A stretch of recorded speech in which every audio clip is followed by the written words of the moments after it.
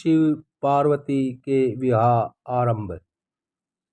दोस्तों, सभी भाइयों को हाथ जोड़ के नमस्कार। इस चैनल को सब्सक्राइब और लाइक कर लें ताकि आने वाला वीडियो और नोटिफिकेशन आपके पास तुरंत पहुंच जाए।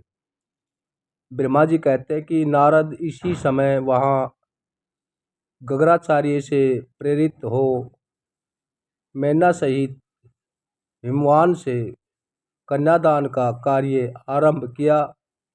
उस समय वस्त्र भूषणों से विभूषित महाभाग मैना सोने का कलश लिए पति हिमवान के दाहिने भाग में बैठी थी।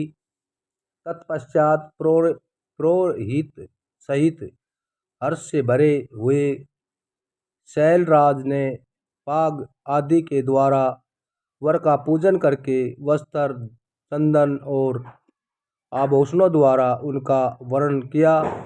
इसके बाद हिमाचल ने ब्राह्मणों से कहा, आप लोग तिथि आदि के कीर्तन पूर्वक कन्यादान के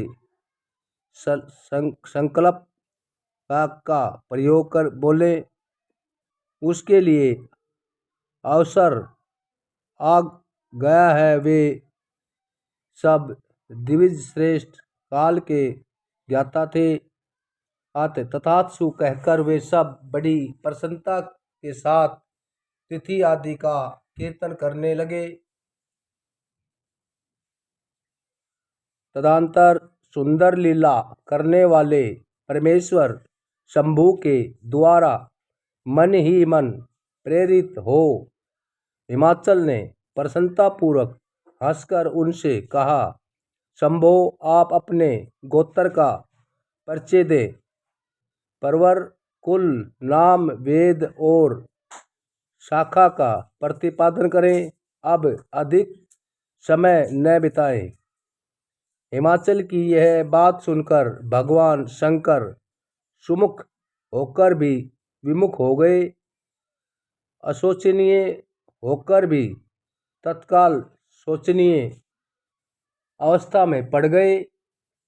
उस समय श्रेष्ठ देवताओं, मुनियों, गवर्धनों, यक्षों और सिद्धों ने देखा कि भगवान शिव के मुख से कोई उत्तर नहीं निकला रहा है। नारद यह देखकर तुम हंसने लगे और परमेश्वर का मन ही मन स्मरण करके गिरिराज से यूं बोले।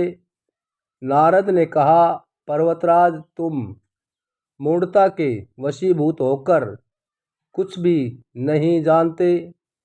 महेश्वर से क्या कहना चाहिए और क्या नहीं, इसका तुम्हें पता नहीं है। वास्तव में तुम बड़े वही मूर्ख हो। तुमने इस समय साक्षात हर से उनका गोत्र पूछा है और उसे बताने के लिए उन्हें प्रेरित किया है। तुम्हारी यह बात अत्यंत उपहासजनक है। पर्वतराज, उनके गोत्र, कुल और नाम को तो विष्णु और ब्रह्मा आदि भी नहीं जानते, फिर दूसरों की क्या चर्चा है। शैलराज, जिनके एक दिन में करोड़ों ब्राह्मणों का लय होता है, उन्हीं भगवान शंकर को तुमने आज काली के तपोबल से प्रत्यक्ष देखा है। इनका कोई रूप नहीं है। ये प्रकृति से परे और निर्गुण परब्रह्मा परमात्मा है। निरंकार, निरुकार, मायाधीश एवं परात्पर है। गोत्र, कुल और नाम से रहित स्वतंत्र परमेश्वर हैं। साथ ही अपने भक्तों के प्रति बड़े दयालु हैं। भक्तों की इच्छा से ही ये निर्गुण से सद्गुण हो जाते हैं और निरंकार होते हुए भी सुंदर शरीर धारण कर लेते हैं और अनामा होकर भी बहुत से नाम वाले हो जाते हैं। ये गोत्रहीन होकर भी उत्तम गोत्र वाले हैं, कुलीन होकर भी कुलीन हैं।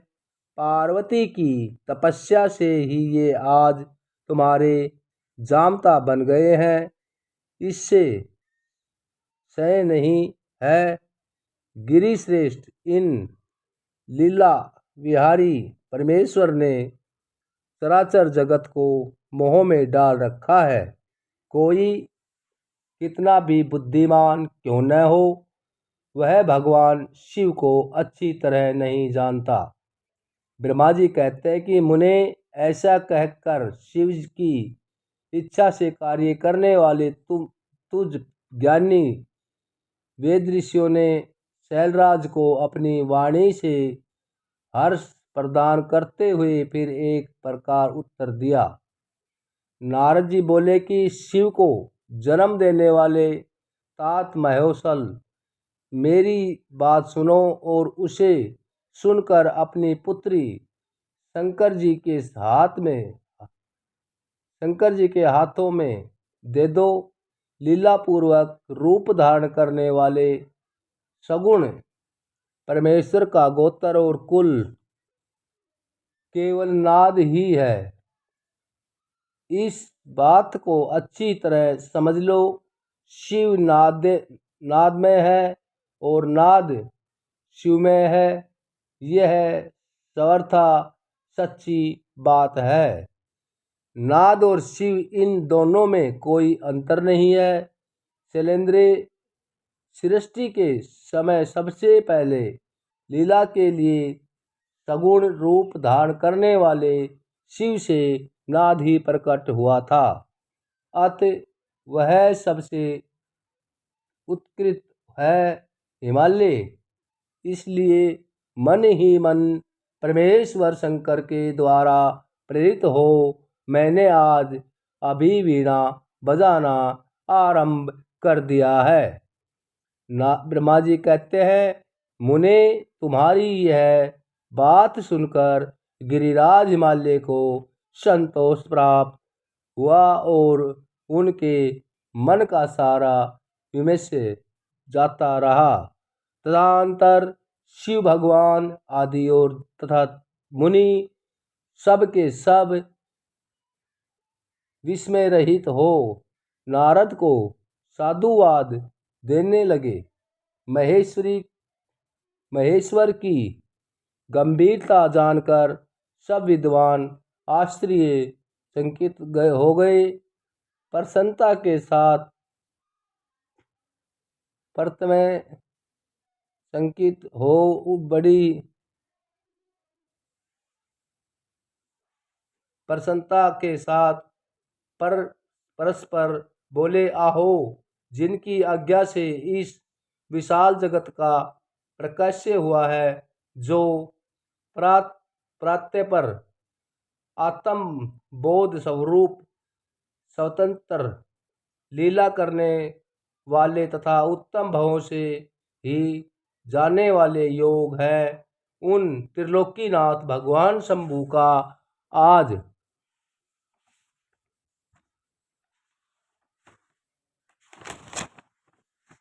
हम लोगों ने भली भांति दर्शन किया है। तदनंतर हिमालय ने विधि के द्वारा प्रेरित हो भगवान शिव को अपनी कन्या दान कर दिया। कन्या दान करते समय वे बोले, परमेश्वर, मैं अपनी यह कन्या आपको देता हूँ, आप इसे अपनी पत्नी बनाने के लिए ग्रहण करें। परमेश्वर, इस कन्या दान से आप संतुष्ट हों। इस मंत्र का उच्चारण करके हिमालय कन्या अपनी पुत्री त्रिलोकी जननी पार्वती को उन महान देवता रुद्र के हाथ में दे दिया। इस प्रकार शिव का हाथ शिव के हाथ में रखकर शैलराज मन ही मन बड़े प्रसन्नता हुए। उस समय वे अपने मनोरथ के महासागर को पार कर गए। वे परमेश्वर महादेव जी ने प्रसन्नता हो वेद मंत्र के उच्चारण पूर्वक गिरिराज कर कमल को शिथिल अपने हाथ में लिए मुने लोकाचार के पालन की आवश्यकता हो को दिखाते हुए उन भगवान शंकर ने पृथ्वी का स्पर्श करके कोदुदत्त आदि रूप से काम संबंधी मंत्र का पाठ किया। उस समय वहाँ पर सब और महान आनंददायक महोत्सव होने लगा। पृथ्वी पर, अंतरिक्ष में तथा स्वर्ग में भी जय जयकार का शब्द गूंज उठा। सब लोग यतंत हर्ष से भयंकर साधुवाद देने और नमस्कार करने लगे। गोवर्धन प्रेम पूर्वक गाने और बजाने लगे। अप्सराएं नृत्य करने लगी। हिमाचल के नगर के लोग भी अपने मन में परम आनंद का अनुभव करने लगे। उस समय महान उत्सव के साथ प्रेम मंगल माया जाने लगा। मैं विष्णु इंद्र देवता तथा संपूर्ण मुनि हर्ष से भर गए। हम सबके मुखारविंद प्रसन्नता से सिख खिल उठे। तदनंतर शैलराज हिमालय ने यतंत प्रसन्न हो शिव के लिए कन्यादान की यथोचित सगड़ता प्रदान की। तत्पश्चात उनके बंधुजनों ने भक्ति पूर्वक शिव का पूजन करके नाना विधि विधान से भगवान शिव को उत्तम द्रव्य संपत्ति समर्पित किया।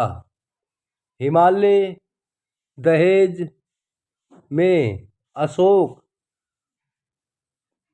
अनेक प्रकार के रुद्र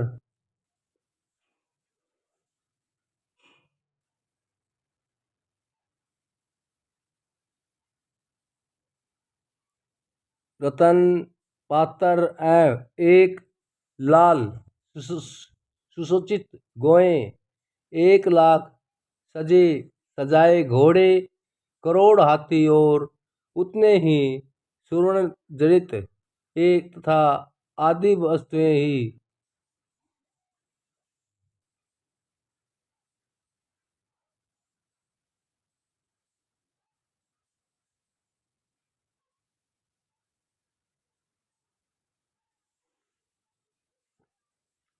लाल सजे सजे सुजेचित गोए लाल सजे सजाए घोड़े, करोड़ों हाथी और उतने ही सुवर्ण जटित तथा रथ आदि वस्तुएं इन प्रकार परमात्मा शिव को विधि पूर्वक अपनी पुत्री कल्याणमयी पार्वती का दान करके हिमालय कृतार्थ हो गए। उसके बाद शैलराज ने यजुर्वेद की मध्य बात शाखाएं में वर्णित सतत्वर के द्वारा दोनों हाथ जोड़ प्रेमतापूर्वक उस समय वाणी से परमेश्वर शिव मुनि की तत्पश्चात वेदवेता हिमालय के आज्ञा देने पर मुनियों से बड़े उत्साह के साथ शिव के सिर पर अभिषेक किया और महादेव जी का नाम लेकर अभिषेक की विधि पूरी की। मुने उस समय बड़ा आनंददायक महोत्सव हो रहा था।